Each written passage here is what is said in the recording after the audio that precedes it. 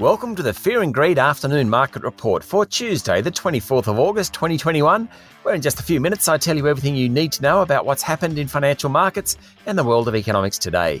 I'm Sean Aylmer. The S&P ASX 200 closed up 0.2% today to finish back above 7,500 points at 7,503. Energy stocks were far and away the best performers today, with the energy index up nearly 3%. Consumer staples, think the big supermarket chains, and telcos were among the worst performers.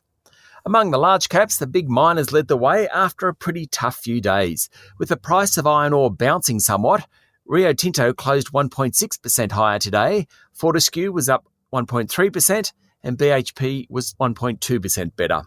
The higher prices of gold and oil helped some of the miners and explorers as well.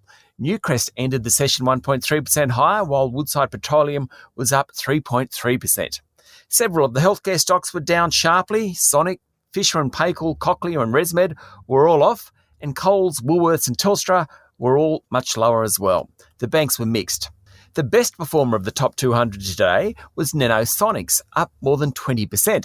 The infection prevention company forecast stronger revenue this financial year after posting a sharp rebound in sales during the second half of the 2021 financial year.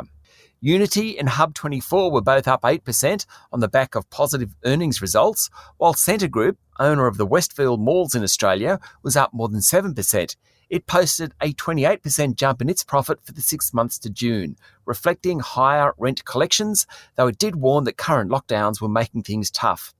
There were some big falls among stocks that reported earnings today. Online retailer Kogan.com ended down 15.6% after it said its net profit fell to just $3.5 million last financial year.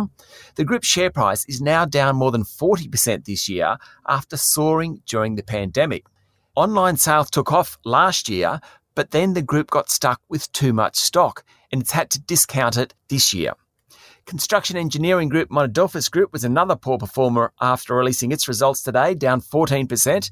Ansell was off more than 9% after it said soaring shipping costs, temporary factory closures in Asia, and an oversupply of single-use gloves have hit the company in recent months, notwithstanding its strong profit last financial year.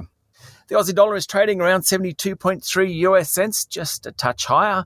And recapping Wall Street, both the S&P 500 and Nasdaq hit new records this morning. The S&P 500 finished up 0.9%.